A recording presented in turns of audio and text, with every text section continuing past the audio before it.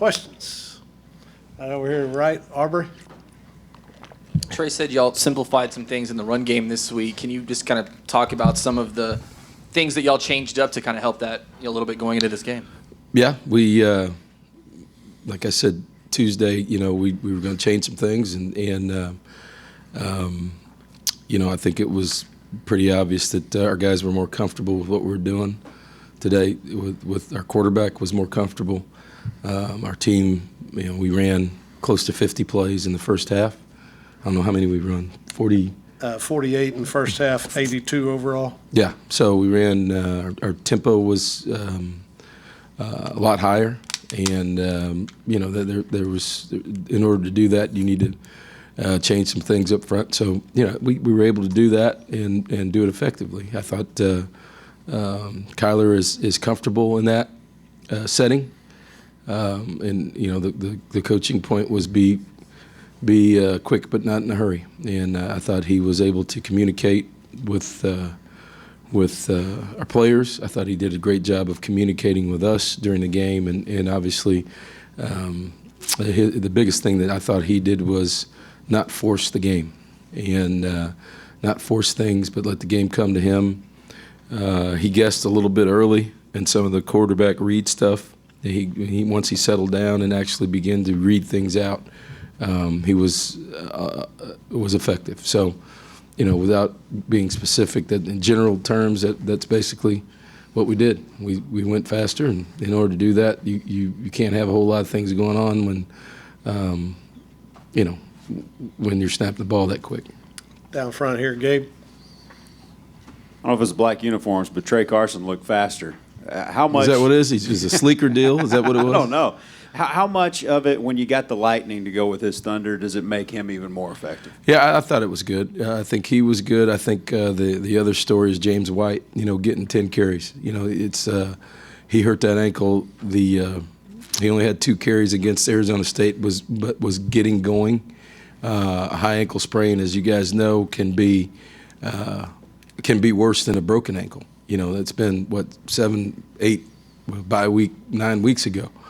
A break can heal in 6 or 7 weeks. That high ankle sprain that gets twisted, and he's gotten healthier. So the ability, I think whether Trey admits it or not, to know that he's got a chance to come off the field and doesn't have to carry the ball every snap. There's something mentally to that, and for Trey to get 21 carries and James to get 10, got Kwame in there once, but that makes the running game effective also, and the pressure that maybe Kyler puts on the edge too, to be able to contain things and not have everybody crashing down inside, which he fooled a lot of people on the touchdown and walked in. So that keeps people honest. We're going to have to complement that, obviously, coming down the road, but it was effective today. We'll go to the left, Sam, then down front, Olin. Kevin, since the first week when Kyler was maybe a little shocked at the speed of the opposing defenses, how much better has he gotten, and how much more of a grasp of the offense does he have now? I think, it's like anything else. It's the freshman what to do and how to do it stage. He's still at the what to do. I think the game slowed down for him today a little bit early. It was more of the same. I think, he guessed a couple of times early, and basically the message was, hey, listen, settle down, just read it, all right, and make the proper read and let the game come to you. We're not calling this or you keep or you do that. You can handle it, and just make a good decision with the football. And if it's if there's a question at all, let's be safe. Let's not maybe hand it, maybe do this. And so, when you're doing that in those conditions, for us not to turn the ball over, I think was his biggest, was a big deal.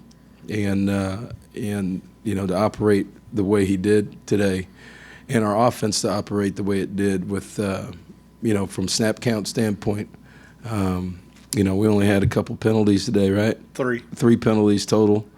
I don't know that we had an offsides or illegal procedure penalty or alignment penalty, which you always worry about with a new quarterback with formations and things like that. So Operationally, he was clean, and that helps you when you don't go backwards a bunch. Like I said, the first half, the only time we didn't score was a penalty, and we missed a field goal. So operationally, I think that was probably the. I know his numbers were good, but the operation helped, and he did a good job with it. Go down front, Olin, then Aubrey. Kevin, how did Kyler's pregame demeanor strike you? Was he very calm? Did he seem anxious? Yeah, he was good. He was good. I think he was happy it wasn't raining, to be honest with you. I think he was worried. He won't admit it, but I think we were all a little bit worried about the weather report when we went to bed. It didn't look good. And, nobody here knew what it was going to look like today. We got up this morning, it still didn't look good. I think when we got over here, and I think Justin Moore's, he's got all the weather stuff, and he said, hey, just so you know, the thing's going to break, and it's not going to rain at all today. And I think everybody got real excited, and particularly he did, because that's a load off of you. And as a first-time starter, and in a monsoon, which was predicted the day before, and probably a load off of his coach too, me. So he's, everybody was in a better mood pregame, and I think that carried into the game. Go Aubrey and then Daryl in the back. Without looking at the film, obviously, what did you think about the defense's performance overall? And even though they gave up a couple big plays and gave up some big third downs, we're still able to make some big plays of their own late in the game. Yeah, it's South Carolina utilized their bye week well. I'll put it that way. They had some different things in there, and they were well coached. They did a great job. And it's the message was the same message as a week ago to our team. You win and lose as a football team. And we struggled on defense today. At different times, Donovan Wilson continues to make plays. Those the three safeties. I call them the three safeties, but you got two safeties and a nickel that. Week after week after week, those three guys back there, Donovan Wilson, Armani Watts, and Justin Evans, are all over the field, have been since Arizona State, and continue to play at a high level and really clean up some things that maybe are real issues for us. And, those guys, they play well.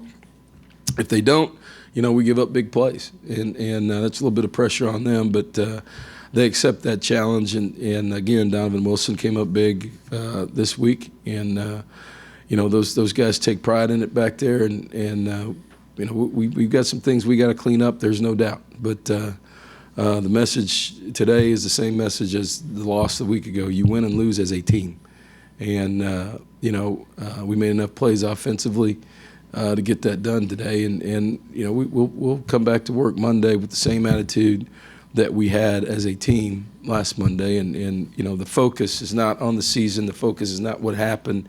The focus this week was on being 1-0, and that's what we talked about. We'll talk about it. We'll hit the reset button, not worry about what's after next week, not worry about what happened in the past. All right, what do we got to do this week to be 1-0, and that's what I think that's what this team responds to. Go to the back, Daryl. Coach, I don't know if I'm overthinking this, but Kyler gets his helmet ripped off and Jake comes in. So can I assume that Jake is your backup guy, or he was just the closest guy to get in there and run a play? We yelled, we need a quarterback. And he answered the call. And unless we were going to go Wildcat. No, he was the next guy in. Kate. Along those lines, why is Okay. Sorry. Why is Kyle Allen down to third string? I didn't say that. He was the next guy in.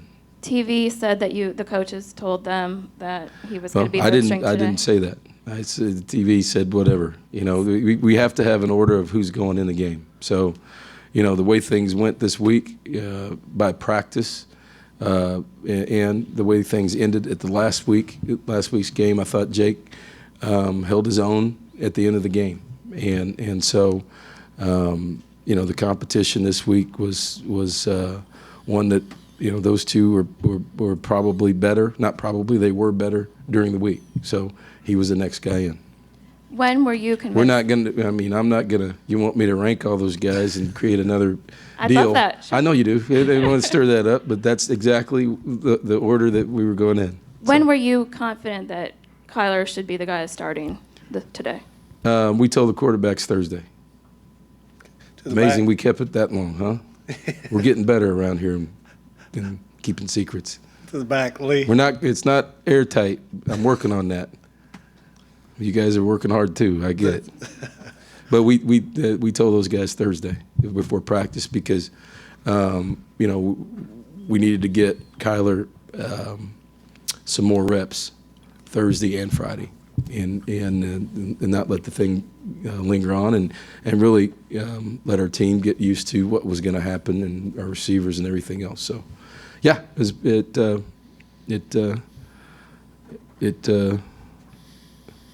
didn't last till Friday, but it lasted longer than I thought it was going to last. Go to the back, Lee. It's kind of a break-even deal for both of us, huh? So. Coach, I'm not sure if you've had a chance to talk to Kyler extensively since the end of the game, but do you have an idea of how he feels about the way he played today in his first career start? I think he's happy. We talked a little bit at the end of the game, and the conversations at halftime. He was good. He was, I think, like I said, the big takeaway today was his communication. The things that we talked about, what we were going to evaluate guys on during the week. He came in, he met extra with Jake. He wanted to make sure he knew what was happening. And the hardest thing for a young guy is to be able to tell your coach no. By that, I mean, when you sit down and say, hey, what do you like? Every young quarterback's going to look at the playlist and go, think he's going to tell you he knows everything because he doesn't want to be embarrassed that he doesn't know that. And so, what we had to work through this week, and the reason that we had to know Thursday is to know what he liked and what he didn't like. And prideful guys will say, I like everything. Honest guys will tell you, hey, I don't know anything about that, or I'm not comfortable with that. And so, that's the learning part for a young guy, to be able to communicate with coaches pregame, to communicate with players during the game, and then during the game being able to communicate with him. So I thought his communication today with our coaching staff was excellent. I thought he was comfortable after he got going, and concerned about him running, and he wasn't concerned about it because we don't have to have a slide drill here. Obviously, he's a great baseball player, so he knows how to slide. He slid about 10 times a day, so that's a good thing, and he understands his strengths and weaknesses, and defenses are going to change a little bit for him, and that's where the challenge is going to come this week. We'll go Gabe, and then Zach, you'll wrap us up. I got to ask you about the uniforms. I mean, you guys play pretty well in all blacks. The fans love them. The players love them. I'm sure you love them. Is this a one-off as well, or might you see it again? It was a one-time deal. So, it was something that was Adidas did a great job with us, early in the year. The helmets were our players loved them. The whole uniform was obviously advertised early. It wasn't a surprise for anybody. It's a Halloween deal. So happy Halloween, I guess, is the deal. And but it was a one-time, one-shot deal. I don't know, those helmets or the players really like those helmets. So and a lot of the guys that are here that were the recruits kind of like them too. So we whether we wear them or not, they're going to be around in this building for people to look at. I'll put it that way. Zach, you wrap us up. Coach, your takeaway from the wide receivers' performances today, both in the passing game and in the running game for blocking? I thought the big thing, Ricky had 6 for 88, but the big takeaway is that I think Ricky Seals-Jones has put together 3 solid weeks, which is in the first time since he's been here. And so, you hesitate. I hesitated to say it the first and second, but he's had 3 really solid weeks. He's made plays. I got to talk to him about all his dancing around after. He's not, that guy, but he's had 3 solid weeks. So he's turned it into the guy that we really wanted him to be, as a big receiver, physical guy, and the blocking and things like that on the perimeter we're good. We still got to make competitive plays. I thought we competed for the ball. We threw some quick game stuff, some slants, and some things that got the ball out of Kyler's hand quickly. I thought he made good decisions, but even when the ball wasn't right on the money, I thought our guys, went behind, went up in the air, caught balls, and so that's what they're going to have to do. And we got playmakers out there. They just need to make plays, and that was really, I thought, as a group, it was a lot better today than it was a week ago. All right, Coach, thank you. All right, thanks, guys.